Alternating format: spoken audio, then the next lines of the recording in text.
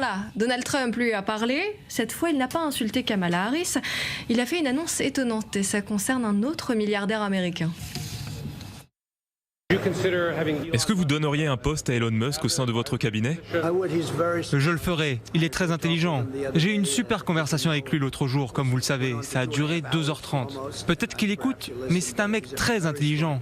S'il était prêt à le faire, je lui confierai un poste. C'est un cas brillant. Alors la réponse d'Elon Musk ne s'est pas fait attendre. Il a réagi sur son réseau social X et il a annoncé qu'il était prêt à servir. Est-ce que ça peut pencher dans la balance? Marjorie Paillon, on n'a peut-être pas vraiment idée, nous en France, mais Elon Musk est très populaire aux États-Unis. Alors oui et non. Alors, pour une certaine frange en tout cas. Pour une certaine frange en l'occurrence. Alors, ce qu'il faut rappeler, c'est que d'une part, la tech et la politique sont en train de mener une danse intéressante aux États-Unis, notamment la Silicon Valley. Elon Musk, attention, est sud-africain avant d'être un immigré américain, comme les autres, si j'ose dire. Donc il ne pourra jamais se présenter à la absolument, tu as raison. Il ne pourra, c'est important de le rappeler, il ne pourra jamais se présenter à la présidence des États-Unis. Il pourrait, s'il le souhaitait, je ne suis pas sûre que ce soit le cas, se présenter à un poste de gouverneur, notamment du Texas en ce moment, parce que c'est quand même son état préféré par rapport à la Californie qu'elle est en train de délaisser, est en train de rapatrier la plupart de ses activités, en l'occurrence au Texas pour le coup.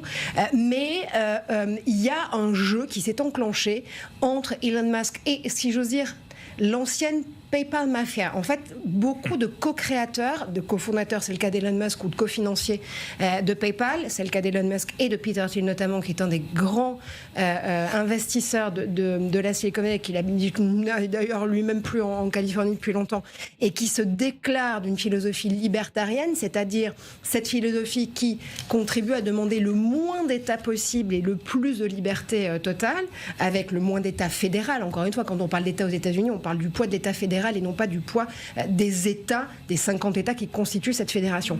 Mais il y a ce jeu qui est en train de se dessiner. Pour ça, il faut remonter sur quelques épisodes précédents, en 2016.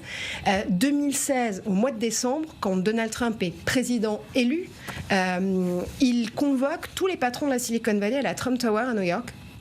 Alors qu'on se souvient que sur 2016, ça avait été une campagne extrêmement féroce que tous les patrons des big tech, notamment de Californie, avaient menée contre le clan Trump et contre Donald Trump lui-même, et en soutenant plutôt Hillary Clinton à ce moment-là, parce qu'ils n'étaient notamment pas d'accord sur les propositions contre l'immigration que formulait la campagne de Donald Trump, parce que ce sont des talents dont la Silicon Valley a besoin pour pouvoir prospérer et pour pouvoir continuer à innover. Il n'en est pas moins que ce jour de décembre-là, tout le monde se va comme un seul homme à la Trump Tower à New York pour rencontrer Donald Trump, avec des visages un peu compassés quand même sur le tour de table, mais un visage triomphant pour en l'occurrence, Donald Trump d'avoir rassemblé ces patrons-là, et surtout des visages souriants de Peter Thiel et Elon Musk, déjà à l'époque. Ce qui s'est passé dans les autres, j'allais dire, séquence médiatique, de ce rapprochement entre une partie de la tech et des républicains, et surtout pro-Trump, c'est qu'on a eu peu à peu un shift qui s'est opéré, parce qu'une certaine partie de ces patrons tech-là ne pense plus que les démocrates soient suffisamment en mesure de les défendre, et notamment de les défendre au regard des questions de régulation. Vous savez qu'en ce moment, il y a une charge très très lourde qui est en train d'être menée par l'État américain et par la FTC, qui est l'autorité de régulation, contre Google notamment, qui veut démanteler Google, Alphabet en l'occurrence. Donc c'est quand même vraiment quelque chose d'extrêmement signifiant en ce moment.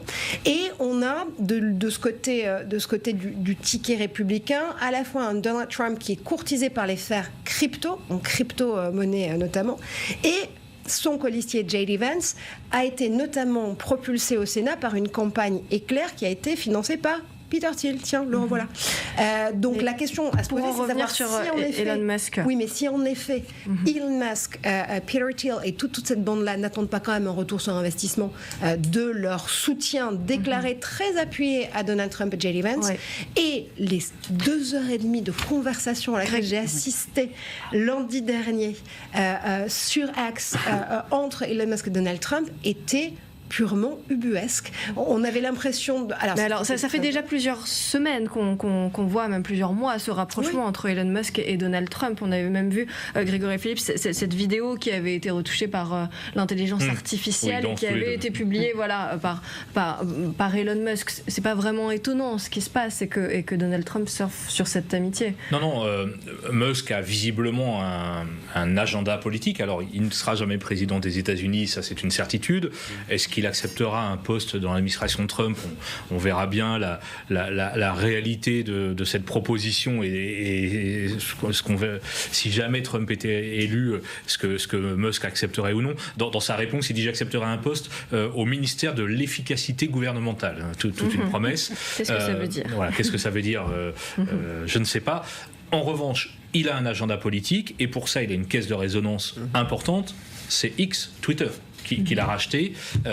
Il a remis Trump sur ce réseau social. Je crois que Musk, c'est 195 millions de followers, quasiment 200 millions. Donc vous imaginez la capacité d'influence. C'est une force de frappe considérable. C'est une énorme caisse de résonance à comparer avec ce que d'autres stars ont. Enfin, Taylor Swift sur Instagram, c'est un peu plus. Mais voilà, c'est de ce niveau-là d'influence que Musk a.